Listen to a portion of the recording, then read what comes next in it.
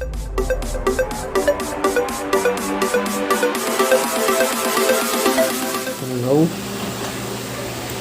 welcome to my YouTube channel guys.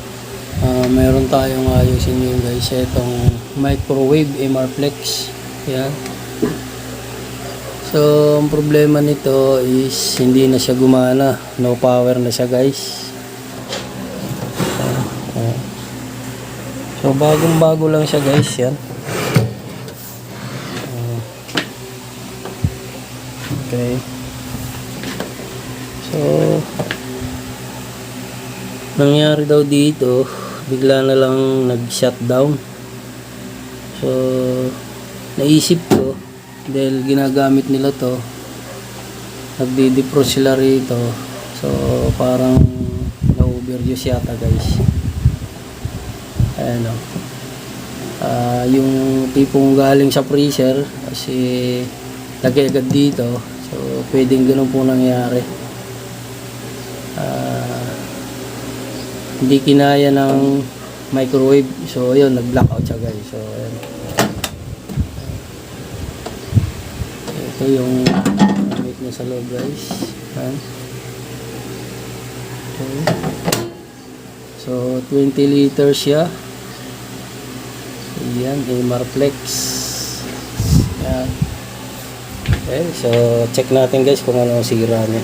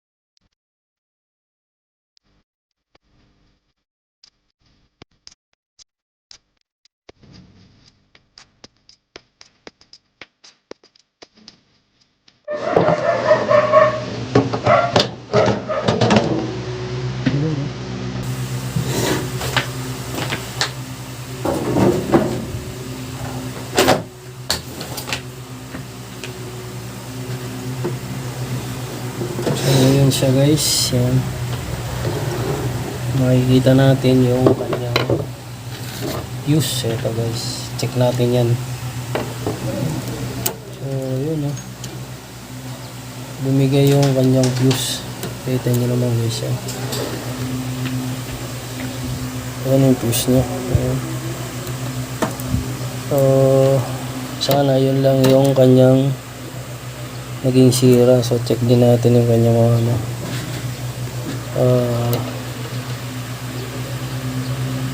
yung heater fuse nya guys. Ano, okay, buo naman sa ilaw. Okay naman siya. So pwedeng nag overheat lang to guys. Yan, sobrahan lang siya sa pagkaka-defrost. So yan siya guys yan. So bagong bili lang to, kaya nagtataka yung may-ari ba't ganun agad siya bumigay. So check na rin natin tong capacitor guys, at saka itong fuse nya. Baka kaya pumutok yung fuse nya dito, baka nagka-problema na rin yung kanyang capacitor saka itong diode nya. So check natin guys. Gawin lang muna natin ay discharge natin tong capacitor.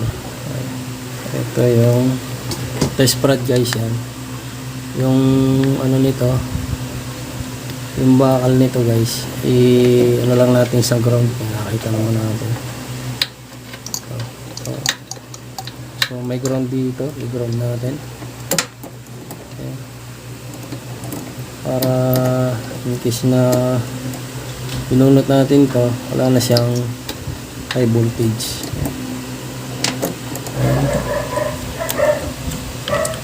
So natin. Okay, so buo naman siya guys. Makikita naman natin.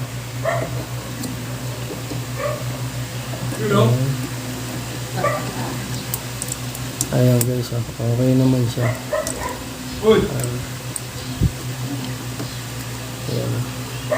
Okay. So buo siya.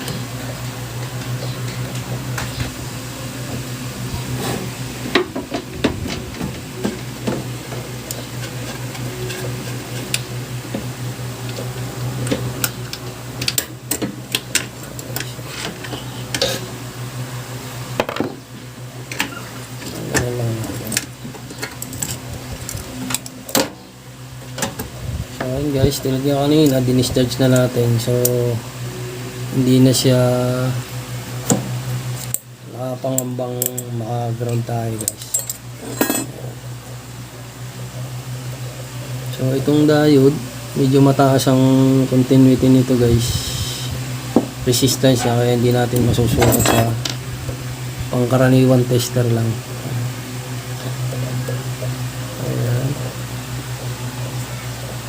Ito yung sa fuse. So ayan guys, yung value nya 0.70 microfarad and 50 to 60 hertz. Ayan. So check natin.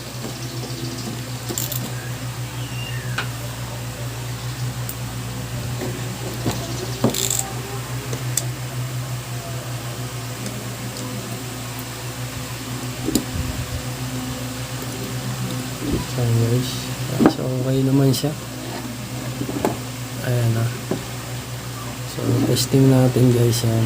Nakita naman natin yung palo lang alin niya guys, balik agad siya. So pag nag-steady yan, ibig sabihin yan, sira yung capacitor natin. So ayan, okay naman siya guys. Ayan. So change lang natin.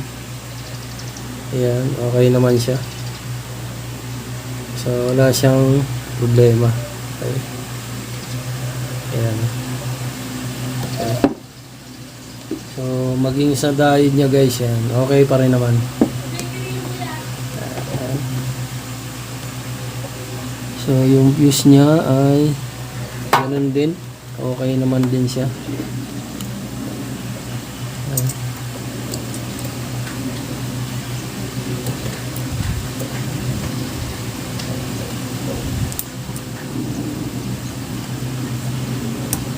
Ayan, so okay yung fuse. Pinaka thermal fuse na guys. Ayan. Okay. So walang problema. Ayan naman.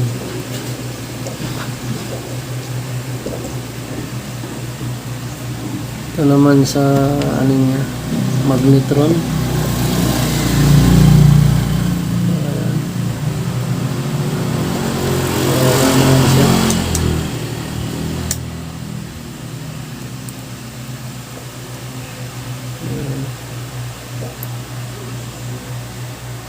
So ito ang problema natin, baka bumigay magnetron.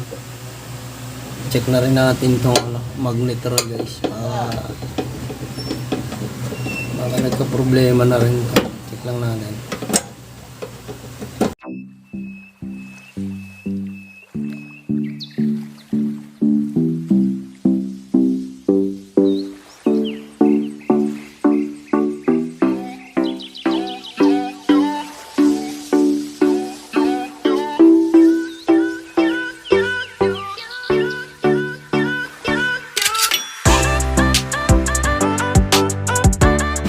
Yun. So yun guys, okay naman siya.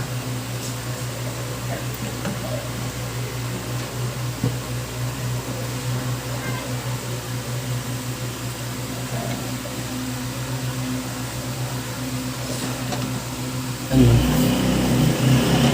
Okay. Pa naman siya guys. Balik na uwi natin.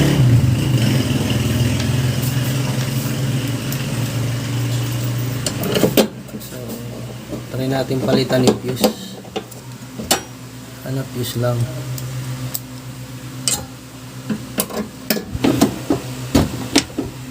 So ayan na na guys, naibalik na ulit natin. Yan, capacitor, and diode. Okay.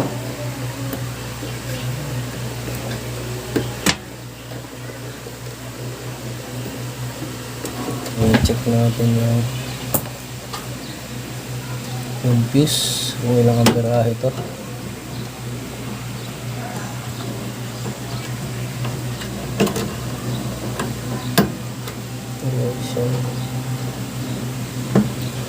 Yun, ito yung fuse na guys yan.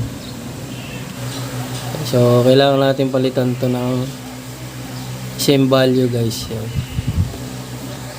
Okay, so ayun guys, testing na natin tong ginawa natin.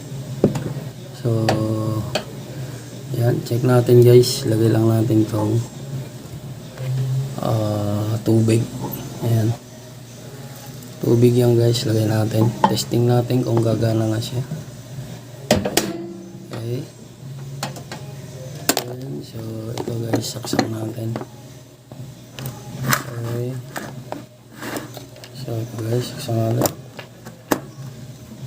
Check natin.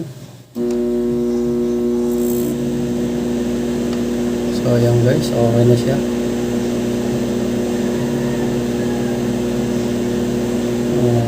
Okay, check natin hanggang mamaya kung umiinit ng tubig.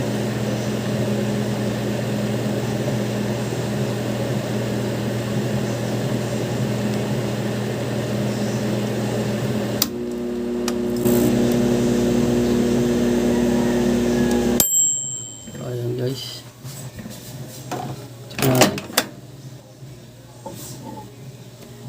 Okay guys, umiinit na yan. So, pwede na siya. Mainit na.